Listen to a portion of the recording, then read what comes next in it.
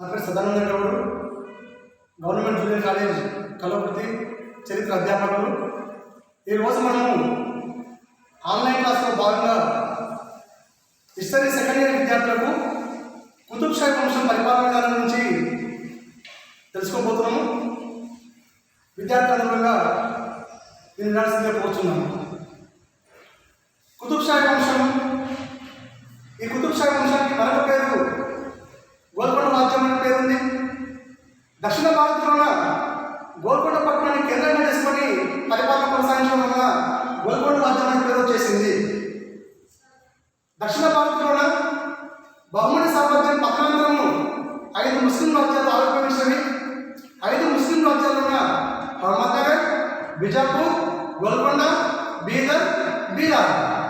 ఈ 5 ముస్లిం రాజ్యాలున్న టాప్మోస్ట్ రాజ్యంగా గోల్కొండ రాజ్యం తెలిసింది.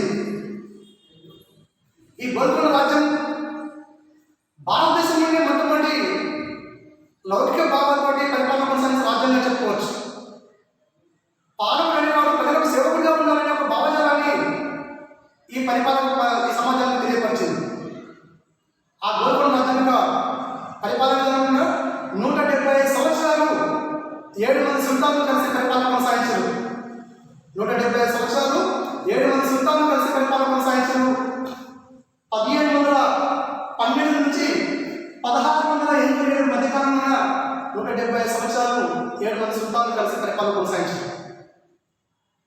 గోల్కొండ సుల్తాన్ యొక్క పూర్వీకులు పర్షియా దేశానికి చెందినవారు. పర్షియా దేశం నుంచి వాళ్ళు బతుకుదేరు కోసానికి దక్షిణ భారతంలో ఉన్నటువంటి ఈ పర్షియా భూభాగం నుంచి ఈ దక్షిణ భారతంలో ఉన్నటువంటి ఈ గోల్కొండ రాజ్యానికి వాళ్ళు వలసపడడం జరిగింది. ఈ గోల్కొండ ప్రాంతానికి విచ్చేసి అక్కడ బహుమతి సామ్రాజ్యం పరిపాలించేది. 3వ మహమ్మద్ షా యొక్క పాలనాకాలంలో చేరి అంచెలంచెలుగా ఎదిగి 1712 గోల్కొండ పట్టణాన్ని కేంద్రంగా చేసుకొని సుల్తాన్ కులీ కుతుబ్ షా స్వతంత్ర రాజ్యాన్ని ఏర్పాటు చేసింది. ఆ రోజు నుంచి 1712 నుంచి 1687 మధ్యకాలంలో 175 సంవత్సరాలు సమర్థవంతంగా పరిపాలన కొనసాగించారు. యుద్ధాలు కొనసాగించారు, విజయాలు సాధించారు, విస్తారమైన సామర్థ్యాలు స్థాపించారు, వ్యవసాయాన్ని అభివృద్ధి చేశారు, నీటిపారుదల వసతులను ఏర్పాటు చేశారు, ఆర్థిక వర్తక వాణిజ్యాలను అభివృద్ధికి పాల్పడారు. సాహిత్య శిల్ప కళారంగంలో ఉన్న కుతుబ్ షా యొక్క అభివృద్ధి ఒక మహోన్నతంగా కొనసాగిందని చెప్పుకోవచ్చు. వాళ్ళ పరిపాలన విధానంలో ఉన్న కొన్ని అంశాలు, పరిపాలన విధానం ఏ అంశమైనా ఒక 7 అంశాలు ఖచ్చితంగా ఉంటాయి. అందులో ఒకటి కేంద్ర ప్రభుత్వము, సామ్రాజ్య విభజన, సైనిక విధానము, ఆర్థిక విధానము, మత విధానము, సాహిత్య శిల్ప కళా పోషణ. ఈ అంశాలు పరిపాలన వ్యవస్థలో మనకు ఖచ్చితంగా ఉంటాయి. అందులో ఒకటి కేంద్ర ప్రభుత్వం. పరిపాలనా విధానము ఒకే వ్యక్తి యొక్క ఆధ్వర్యంలో కేంద్రీకృతమై ఉంటే దాన్ని కేంద్ర ప్రభుత్వం అని చెప్పవచ్చు. రాజ్యం మొత్తంగా ఒకే వ్యక్తి యొక్క ఆధ్వర్యంలో కేంద్రీకృతమై ఒకే గురువు కింద పరిపాలన కొనసాగించే విధానాన్ని కేంద్ర ప్రభుత్వం అని పిలవడం జరుగుతుంది. ఈ కేంద్ర ప్రభుత్వంలో 2 విభాగాలు, ఒకటి సుల్తాన్, రెండవది మంత్రి మండలి. ఒకటి సుల్తాన్, రెండవది మంత్రి మండలి. సుల్తాన్కి మరొక పేరు చక్రవర్తి, రాజు అనుకోవచ్చు. ముస్లిం కాబట్టి సుల్తాన్ అనే పదం అనేది ఎక్కువ ఇక్కడ వాడుకలోకి వచ్చేసింది. సుల్తాన్ సర్వాధికారి, ప్రజలకు సేవకుడు, సర్వ సైన్యాధ్యక్షుడు, సర్వ న్యాయాధీశుడు. సుల్తాన్ యొక్క తీర్పు అంతిమ తీర్పు, సుల్తాన్ యొక్క మాటే శాస్త్రంగా చలామణి ఉంటుంది. సుల్తాన్ వ్యతిరేకంగా వ్యవహరించడానికి వీలు లేదు. ఆ సుల్తాన్ ప్రజారంగంలో పరిపాలన కొనసాగించినటువంటి బాధ్యత అదే పైన ఉందని చెప్పుకోవచ్చు. సుల్తాన్కు పరిపాలన వ్యవస్థలో సలహాలు సంప్రదింపులు ఇవ్వడం కోసానికి, సలహాలు సూచనలు ఇవ్వడం కోసానికి ఒక మంత్రిమండలి మీద ఏర్పాటు చేయడం జరిగినది. ఈ మంత్రిమండలికి మరొక పేరు మజ్లిస్-ఇ-కిందాష్. ఈ మంత్రిమండలికి మరొక పేరు మజ్లిస్-ఇ-కిందాష్. ఈ మంత్రిమండలిలో చక్రవర్తికి అత్యంత దగ్గరి బంధువులు, విశ్వాసపాత్రులు, నమ్మకస్తులు, పరిపాలన కొనసాగించే కెపాసిటీ ఉన్నటువంటి వాళ్ళు మాత్రమే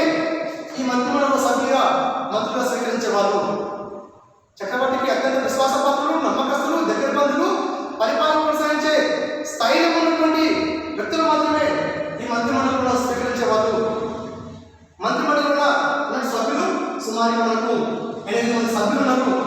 అందులో ఒకటి పేష్వా, మీర్జుంగా, ఐమూల్, కోత్వాల్, ముజుందార్ అండ్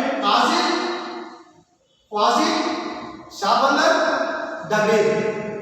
ఇట్లా ఒక 8 మంది సభ్యులతోటి ఒక కేబినెట్ మంత్రిగా ఒక సమర్థవంతమైన మంత్రిమండలి మాకు ఏర్పాటు చేయడం జరుగుతుంది. ఈ మంత్రుల యొక్క సలహాలతోటి సూచనలతోటి చక్రవర్తి పరిపాలన కొనసాగించేవాడు. ఈ మంత్రిమండలిలో నెంబర్ 1 పర్సన్ పీష్వా. చక్రవర్తి తర్వాత సుల్తాన్ తర్వాత 2వ స్థాయి వ్యక్తి పీష్వా. ఈ పీష్వాకి భయపడ్డారు ప్రధానమంత్రి, పిఎం అని చెప్పుకోవచ్చు. తర్వాత మీర్జుంగా ఆర్థిక మంత్రి, ఐమూల్ సైనిక మంత్రి, కోత్వాల్ పోలీస్ కమిషనర్, మన డీజీపీ అని చెప్పుకోవచ్చు. ముజుందార్ గణాధికారి, కంట్రోలర్ ఆడిటర్ జనరల్ అని చెప్పుకోవచ్చు. ఇక్కడ క్వాజీ న్యాయశాఖ మంత్రి, షాబందర్ రేవు పట్టాలేక అధికారి, డబేర్ ఉత్తర ప్రత్యుత్తరాలను అందించే అధికారిగా చెప్పుకోవచ్చు. ఈ మంత్రుల యొక్క మంత్రిమండలం బట్టి ఈ 8 మంది మంత్రుల యొక్క సలహా సమర్థనతోటి సుల్తాన్ తన యొక్క పరిపాలన విధానాన్ని కొనసాగించారు. విశాలమైన సామ్రాజ్యం. ఇక్కడ ఆంధ్ర, తెలంగాణ ఈ ఇక్కడ రాయలసీమ ప్రాంతాలు కలుపుకోవాలన్నటువంటి విశాలమైన సామ్రాజ్యం కావున ఇప్పుడున్నటువంటి కమ్యూనికేషన్ వ్యవస్థ లేదు. అందుకోసానికి ఎక్కడ ఏం జరుగుతుందో తెలుసుకోవడం కోసానికి ప్రజల ముందుకి పరిపాలన వ్యవస్థను అందించాలి. ప్రజలకు పరిపాలన వ్యవస్థను అందుబాటులోకి తీసుకురావాలనే తాపత్రయంతో రాజ్యాన్ని పరిపాలన సౌలభ్యం కోసానికి 4 భాగాలుగా విభజించింది. పరిపాలన సౌలభ్యం కోసానికి రాజ్యాన్ని 4 భాగాలుగా విభజించదన్నది. ఒకటి తరఫులు, సర్కార్లు, పరగణలు, గ్రామాలు. తరఫులు అంటే రాష్ట్రాలు, సర్కార్లు అంటే జిల్లాలు, పరగణ అంటే తాలూకా, గ్రామాలు ఏదైనా గ్రామమే ఉంది. తరఫుల యొక్క అధికారి తరఫ్దార్, సర్కార్ యొక్క అధికారి ఫౌజ్దార్, పరగణ యొక్క అధికారి హవల్దార్, గ్రామాల యొక్క అధికారి ముగ్ధం. ఇతను సహకరించడానికి ఒక ఆయగారు అనే ఒక 12 మంది అధికార యంత్రాంగం ఉండేది. ఇక్కడ కరణం కానీ, వ్యక్తి కానీ, చర్మకారుడు కానీ ఇట్లా ఒక 12 మంది అధికార యంత్రాంగం ఈ గ్రామంలో ఉన్న ఆయగారుగా విధులు నిర్వర్తించేవారు. ఇట్లా పరిపాలన సౌలభ్యం కోసానికి తరఫులని, సర్కారులని, పరగణని గ్రామాలుగా డివైడ్ చేసారు. అప్పుడు 7 రాష్ట్రాలు, 37 తాలూకా జిల్లాలు, సుమారు 517 తాలూకాలు ఉండేది. 7 రాష్ట్రాలు, 37 జిల్లాలు, 517 తాలూకాలు కొనసాగుతుండేదని తెలుస్తుంది. అదే రకంగా కుతుబ్ షా యొక్క పాలనా కాలం కూడా వాళ్ళ యొక్క ఆర్థిక విధానం ఎట్లా ఉంది? కుతుబ్ షా యొక్క పాలనా కాలం కూడా వాళ్ళ యొక్క ఆర్థిక విధానము గొప్పగా కొనసాగించడం జరిగింది. వాళ్ళ యొక్క రాజ్యం కూడా ప్రజల యొక్క ముఖ్య వృత్తి వ్యవసాయం. వ్యవసాయంలో అభివృద్ధి కోసానికి చెరువులు కుంటలు తవ్వించారు. నీటి పారుదల వసతుల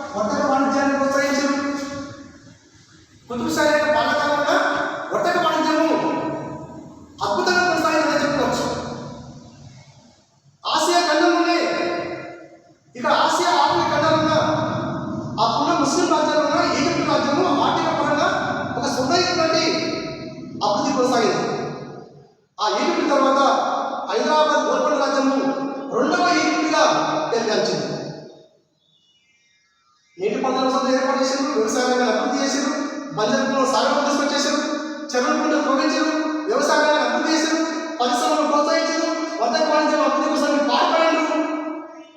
ఇట్లా రాజ్యాన్ని ఆర్థిక పరంగా అభివృద్ధి పథంలో కొనసాగించినట్టు చెప్పుకోవచ్చు.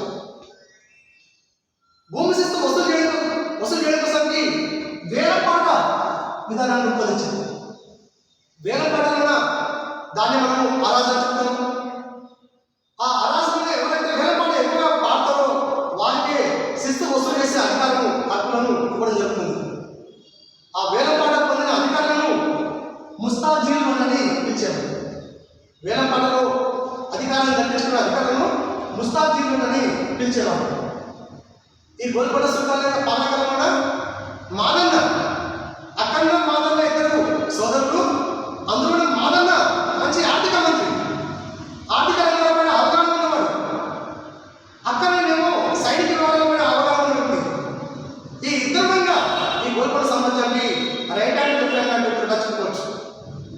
మాదన్న తన యొక్క ఆర్థిక సంస్థలను గోల్కొండ రాజ్యం యొక్క ఆదాయాన్ని పెంచడానికి ఉపయోగపడేది.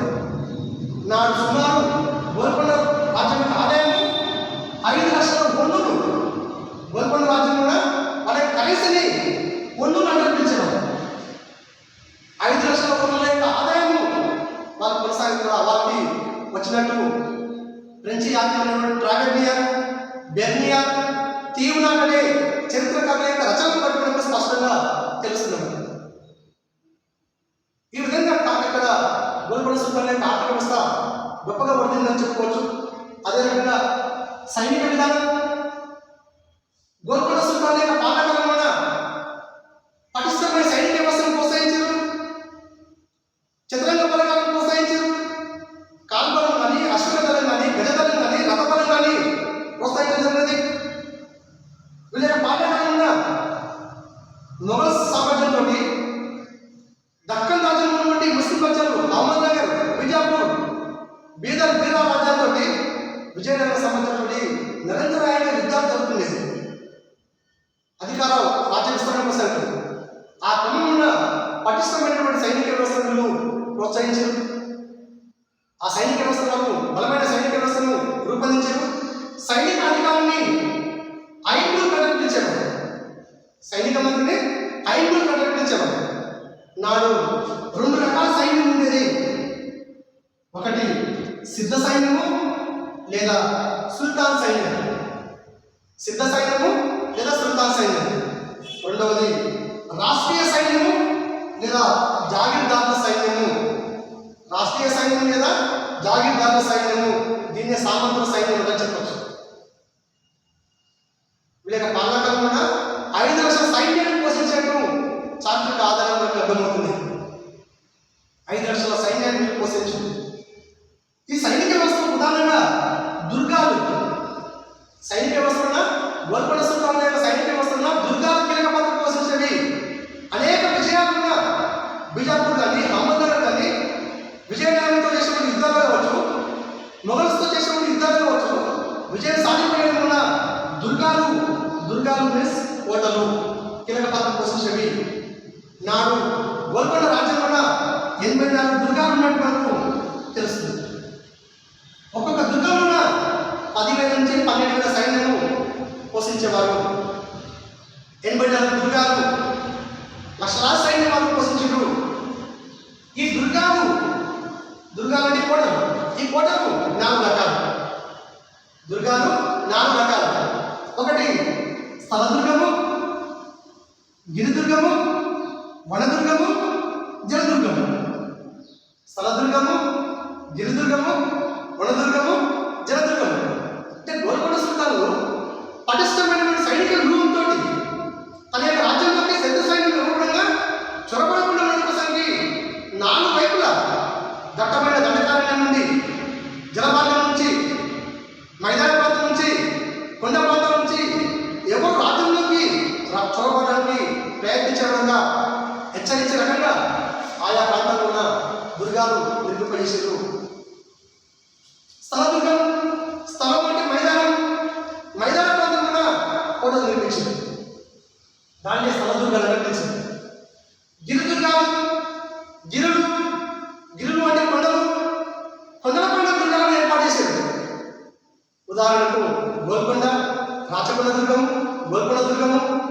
దేవరకొండ దుర్గము, గోడగిరి దుర్గము, ఇట్లా అనేక దుర్గాలు వీళ్ళు కొండలపైన ఏర్పాటు చేశారు. వాటిని గిరి దుర్గాలు కనిపించారు. వన దుర్గాలు, వనం అంటే అడవి, దట్టమైన అడవి ప్రాంతం నుంచి అడవి ప్రాంతం ఉన్న శత్రు సైన్యం రానివ్వకుండా ఆపడం కోసానికి వన దుర్గాలను ఏర్పాటు చేశారు. జలదుర్గాలు అంటే సముద్రం ప్రాంతం నుంచి రాకుండా నివారణ పడే కోసానికి జలం దగ్గరలోనే దుర్గాలను ఏర్పాటు చేశారు. జలదుర్గాలు కనిపిస్తారు. ఈ రకంగా చిత్రాంగ మందిరం పోషించరు, యుద్ధాలు కొనసాగించరు, విజయాలు సాధించరు, విస్తారమైన సామర్థ్యాన్ని స్థాపింపజేశారు. పటిష్టమైన సైనిక వ్యవస్థను ఏర్పాటు చేయడం వలన గోల్కొండ సుల్తాన్లు సక్సెస్ఫుల్గా విజయం సాధించారని చెప్పుకోవచ్చు. అదేవిధంగా వారి యొక్క న్యాయ విధానం, గోల్కొండ సుల్తాన్లు మేము ఈ ప్రజానికానికి సేవకులమని చెప్పుకున్నాను, మేము పాలకులమని చెప్పుకోలేవారు. ఈ ప్రజానికానికి సేవకులమని చెప్పుకున్నాను. ప్రజలకు ఏది అవసరమో మాకు అదే అవసరమని వారి యొక్క సంక్షేమమే మా యొక్క సంక్షేమాన్ని భావింపజేసుకొని సమర్థవంతమైన చక్కని న్యాయ వ్యవస్థను ఈ ప్రజానికానికి ఈ పాలకులు అందించారు. హిందూ ముస్లిం న్యాయ సూత్రాల ప్రకారము న్యాయాన్ని అందించారు. ఇస్లాం న్యాయ సూత్రాలనే షరియత్ అని పిలుస్తారు. ఈ షరియత్ ప్రకారము న్యాయాన్ని అందించారు.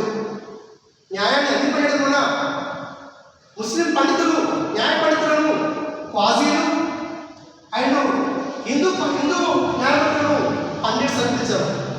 ఇట్లా క్వాజీ పండిట్స్ కలిసి ఈ న్యాయాన్ని అందించేవారు.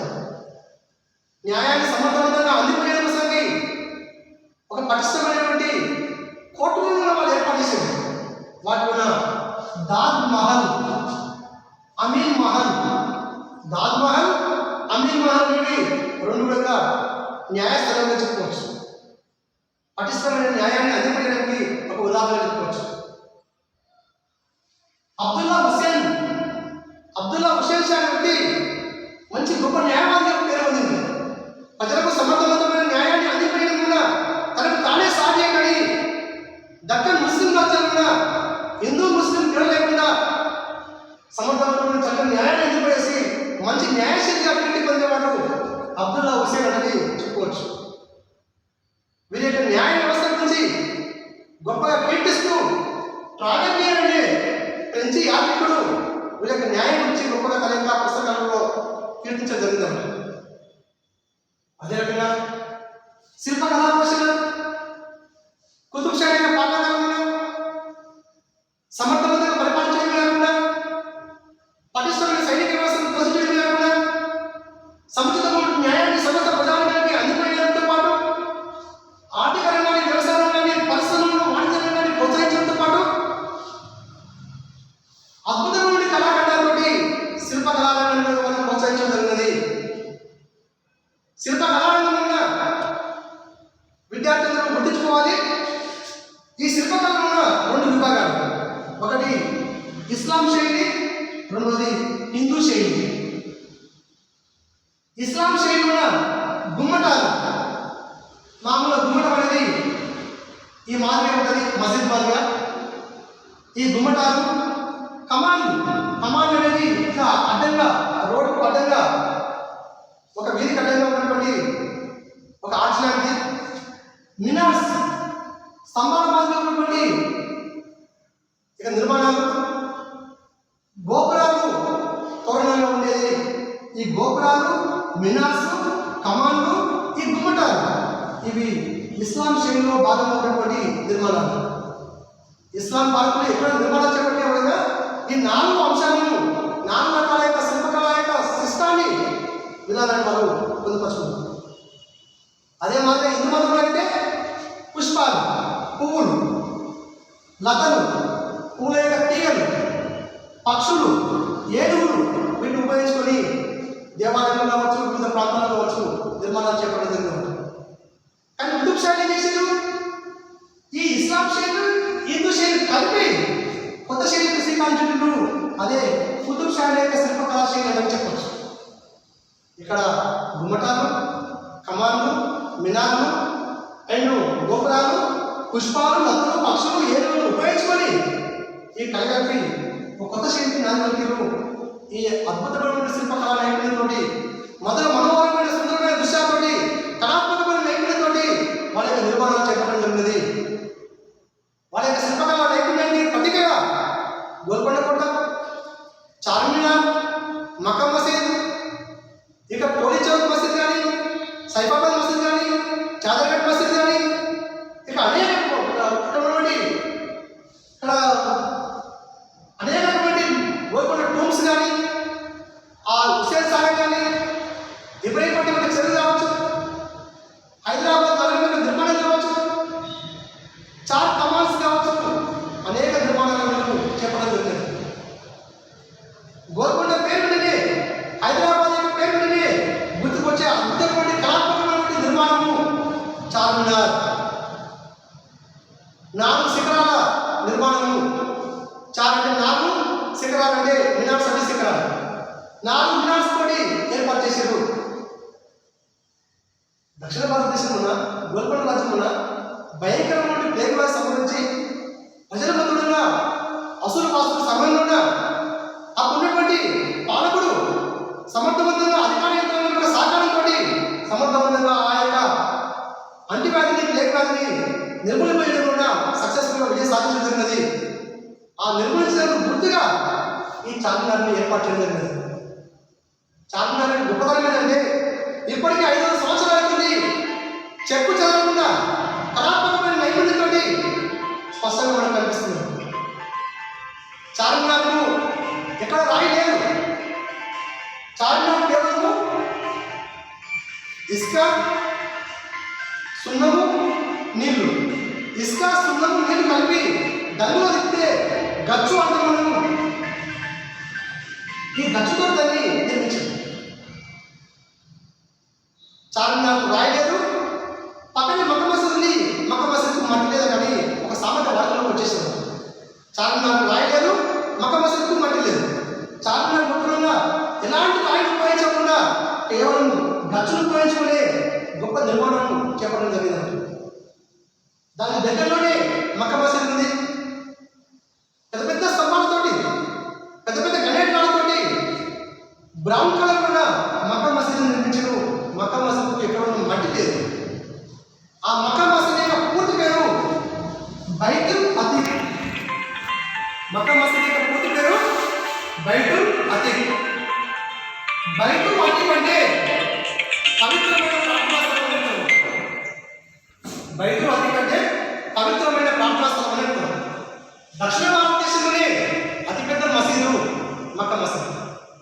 10,000 మంది ఒకేసారి ప్రార్థన చేయడానికి అనుకూలంగా ఉన్నటువంటి ప్రాంతం అది. ఆ మక్కా మసీద్ ప్రాంతం నిర్మాణం చేసిన సమయంలో మొఘల్స్ దాడి చేయడం, ఆ నిర్మాణం ఆగిపోవడం, తర్వాత కాలంలో ఔరంగజేబు ఆ నిర్మాణానికి పూర్తి చేయడం సరికి మక్కా నుంచి రాళ్ళు తెప్పించి ఆ నిర్మాణాన్ని పూర్తి చేసింది. కాబట్టి మక్కా నుంచి రాళ్ళు తెప్పించేసి ఆ మసీదుని పూర్తి చేసేందుకు దానికి మక్కా మసీద్ అని పేరు వచ్చేసింది.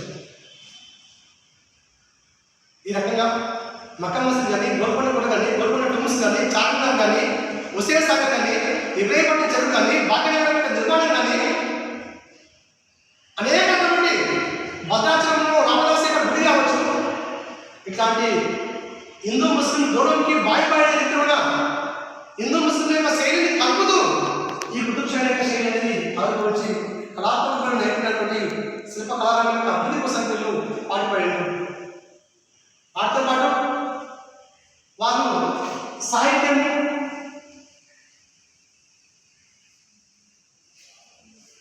గోల్కొండ సుల్తానులు స్వయంగా కవులు, కళా పోషకులు, వాళ్ళ రాజ్యంలో ఇక పర్షియన్ భాష, తెలుగు భాష, సంస్కృత భాష యొక్క అభివృద్ధి కోసం వాళ్ళు పాటుపడింది.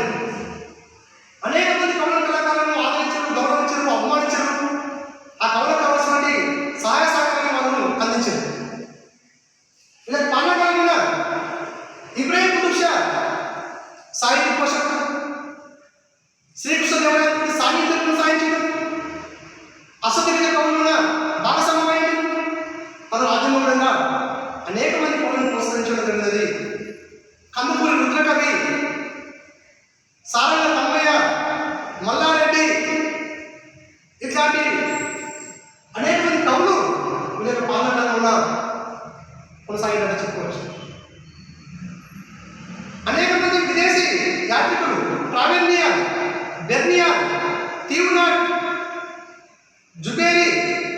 ఇట్లాంటి అనేక మంది విదేశీ ప్రావీణ్యంగా వీళ్ళ యొక్క ఆశ్రమంలోకి రావడం జరిగింది.